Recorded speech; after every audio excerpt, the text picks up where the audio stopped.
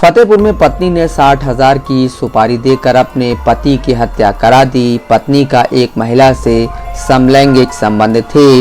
यह बात पति को पता चली तो वह विरोध करने लगा। इसी के बाद पत्नी ने अपनी प्रेमिका के साथ मिलकर पति को मरवाने का प्लान बनाया। बहाने से पति को खेत में बुलाकर उससे मारपीट की गई। उसे गिराकर उसका गला दबाया और फिर चाकू से गर्दन काट दी। पुलिस ने आरोपी पत्नी, उसकी प्रेमिका समेत 3 लोगों को गिरफ्तार किया है। पत्नी ने अपना जुर्म कबूल कर लिया है। 2 आरोपियों की तलाश की जा रही है।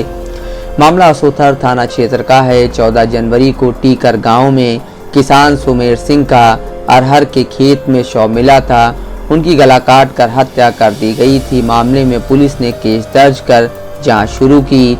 इसमें पता चला कि सुमेर सिंह की पत्नी रेणु देवी का मालती देवी नाम की महिला से 1.5 साल से समलैंगिक संबंध है। यह रिश्ता धीरे धीरे इतना गहरा हो गया कि दोनों एक दूसरे के साथ जीवन बिताने की सोचने लगे। पुलिस के मुताबिक मालती देवी की पहले 3 शादियां हो चुकी हैं। इसके बावजूद वह अक्सर सुमेर सिंह के घर आती जाती थी। मालती ज्यादातर समय सुमेर की पत्नी रेणु के साथ ही बिताती थी। जब यह बात सुमेर सिंह और उसके घर वालों को पता चली तो उन्होंने मालती के घर आने और रेणु से मिलने जुलने पर पाबंदी लगा दी। पुलिस पूछताछ में मालती देवी ने कबूला कि 1.5 साल से उसके रेणु से प्रेम संबंध हैं। दोनों एक दूसरे के साथ रहना चाहती थी।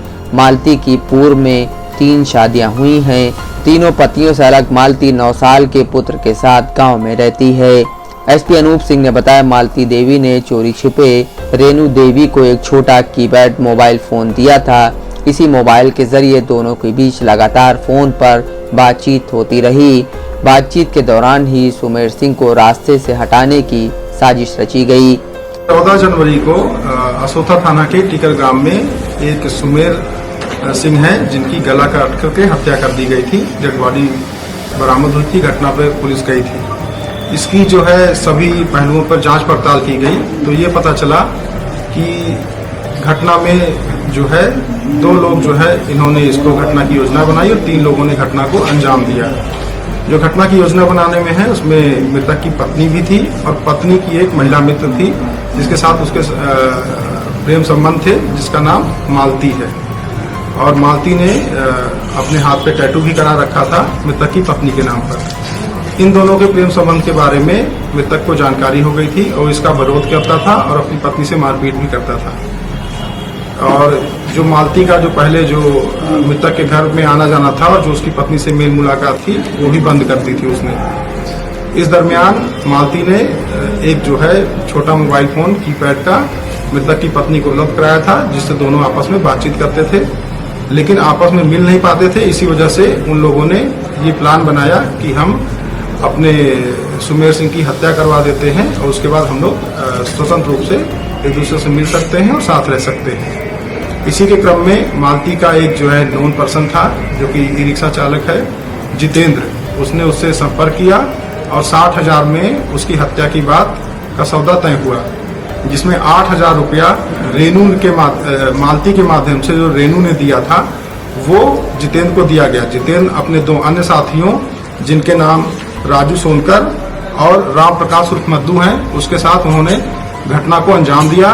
पहले उन्होंने घात लगाकर बैठे थे। जैसे ही वो ट्यूबवेल की तरफ मुड़े उनका गला कस करके उनको गला घोंट दिया। जब वो अचेत हो गए या मृतप्राय समझकर, उसके बाद मद्दू जाकर के चाकू से उनके गले पे काट कर ये सुनिश्चित किया कि इनकी जो है डेथ हो चुकी है। इसमें जो राजू सोनकर है उसकी निशानदेही पर घटना में प्रयुक्त रस्सी और उसके द्वारा और घटना के समय पहने गए रक्त रंजित वस्त्र जो है वो बरामद कर लिए गए हैं। वो मोबाइल फोन जो मालती ने रेणु को दिया था जिसमें अपनी आईडी से सिम एक्टिवेट किया था वो मोबाइल फोन बरामद है, जिससे सिर्फ रेणु की बात मालती से ही होती थी, अन्य किसी नंबर पर बातचीत नहीं होती। साथ ही साथ जो मालती है उसका भी मोबाइल नंबर बरामद किया गया है। 3 लोग जो हैं इन लोगों को गिरफ्तार करके जेल भेजा जा रहा है माननीय न्यायालय के समक्ष प्रस्तुत करके। बाकी जो घटना में फरार 2 अन्य अभियुक्त हैं, जितेंद्र उर्फ जिद्दी और राम प्रकाश उर्फ मद्दू, इनकी गिरफ्तारी के लिए टीमें लगा दी गई हैं। शीघ्र ही इनकी गिरफ्तारी सुनिश्चित की जाएगी और इन्हें भी माननीय न्यायालय में प्रस्तुत करके जेल भेजा जाएगा।